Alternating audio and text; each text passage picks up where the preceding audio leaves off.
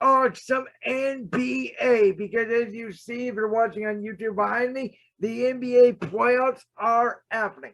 And I got a lot of thoughts on the playoffs. Before I get to that, let me break down the NBA playoff schedule because I believe the NBA should go back to the May to July NBA playoff format like it was last season.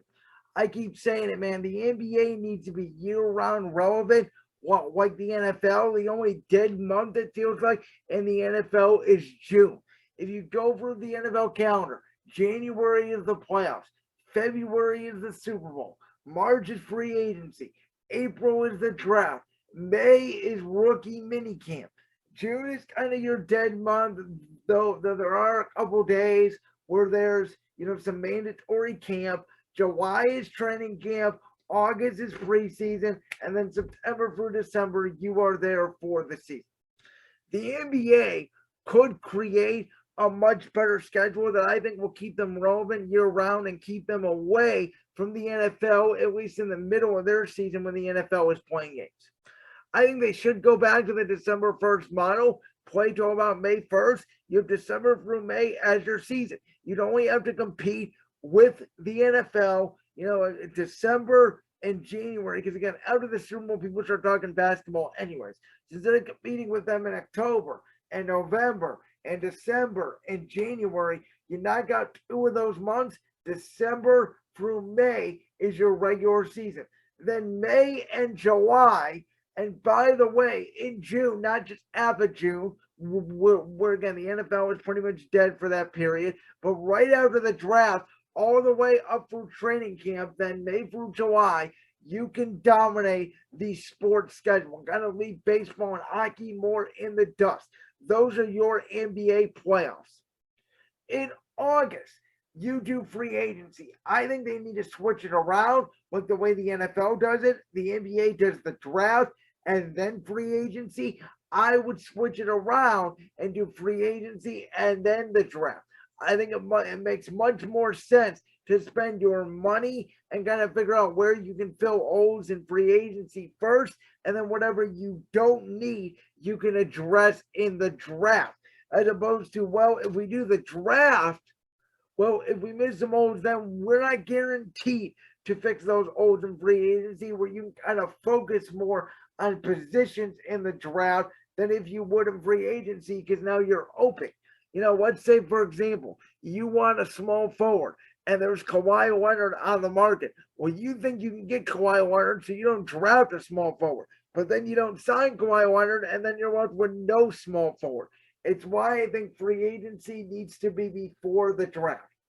You could also do the draft lottery in August, though I believe they should get rid of the draft lottery. I've been saying it's been rigged for years.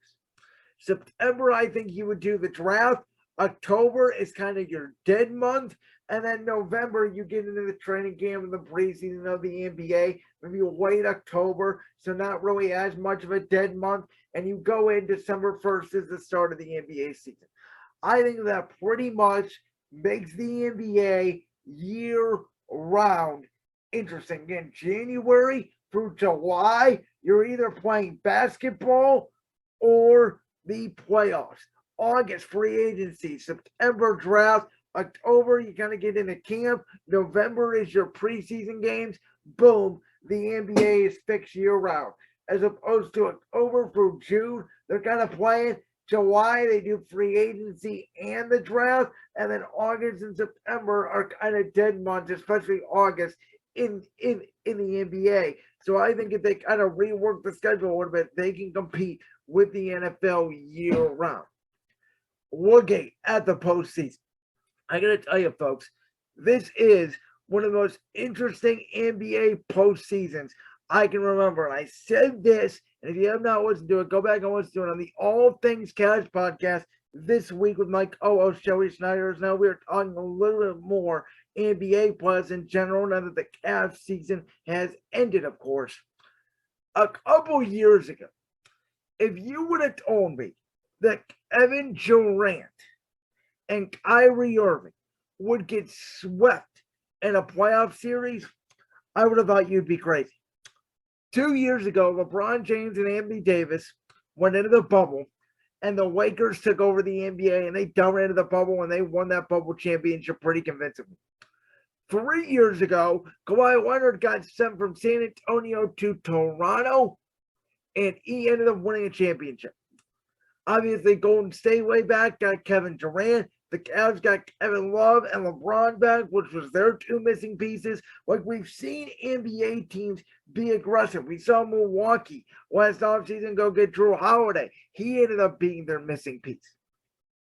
But increasingly, the NBA is becoming a depth league more than a star league. Not a depth league, not D-E-A-T-H, a depth. D-E-A or D-E-P-T-H. Sorry, I can't spell, guys. I am a millennial, use the computer. I cannot spell. D-E-P-T-H, depth. A couple years ago, these teams like Miami, Memphis, Boston, they would be blown off the floor by Philly if Philadelphia had Joel Embiid, or a Brooklyn. Maybe Minnesota wouldn't even have made the playoffs. A team of Russell Westbrook, Anthony Davis, and LeBron James would probably be a top seed in the NBA. That's not it. You have guys like Jason Tatum who are slowly rising into superstardom, but I don't think they're there yet. You have stars like Jimmy Butler. I don't think he's a superstar, but you surround him with such good players that it is depth and it is chemistry that is winning these series, and it is youth. And I think part of it is, we've had guys like Ja Morant, Luka Doncic, Trae Young. These guys are coming into the league so young and making incredible impacts and carrying their team early. I mean, Ja Morant to me is a superstar right now in his third year in the league. He is one of the most fun people to watch in all of the NBA. And it's him, it's Dylan Brooks, it's Brandon Clark, it's Steven Adams. It's just a bunch of guys. And they're the number 2 seed, and they're winning. And as of the recording today, they're tied 1-1 with the Warriors. Now, as you guys are listening to this on Sunday, we'll know who wins game 3. But this series is close. This series is tight. And Golden State has dealt with a lot of injuries, and now they're starting to get people back. And I thought that the veteranship of Draymond Green, Steph Curry, Klay Thompson, then you added Jordan Poole into the mix. I thought Golden State would be a hard out, but Memphis is giving them everything that they can handle. And again, Brooklyn and Philly, these teams that are driven by star power, are being eliminated very quickly in the first or second round.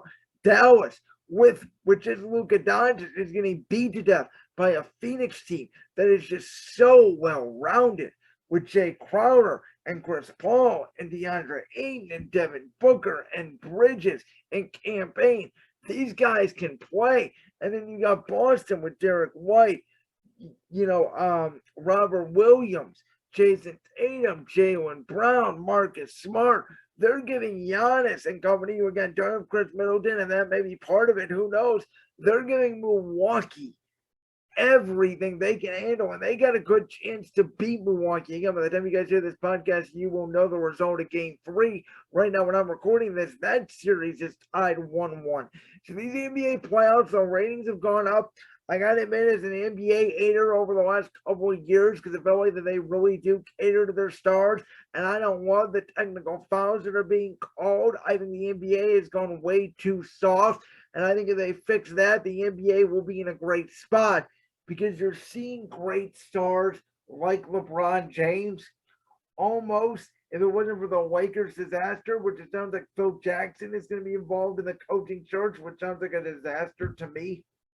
If that wasn't the case, the Lakers and LeBron, they would be irrelevant because of all of the young talent in the NBA. And I think the NBA, because of that, is in good hands. Again, as somebody who was negative towards the NBA, as somebody who thought Kawhi Leonard, Kevin Durant, LeBron James were still the cream of the crop of the NBA, increasingly, a team like Milwaukee, they have Giannis Antetokounmpo. In my opinion, he is the best player in the NBA. He'll probably win another MVP award this season, though I think you guys can see now in the postseason, the value award should go to Joel Embiid for what he's doing. James Harden is increasingly getting older and slower. But again, Brooklyn or Philly thought with James Harden and Joel Embiid they could win a championship. I thought they'd be a very hard out, and with Joel Embiid, Miami's pretty much wiping the floor with them. And even with the best player in the world, Giannis Antetokounmpo, Boston is giving Milwaukee everything they can handle. And to me, it shows a changing of the guard in today's NBA.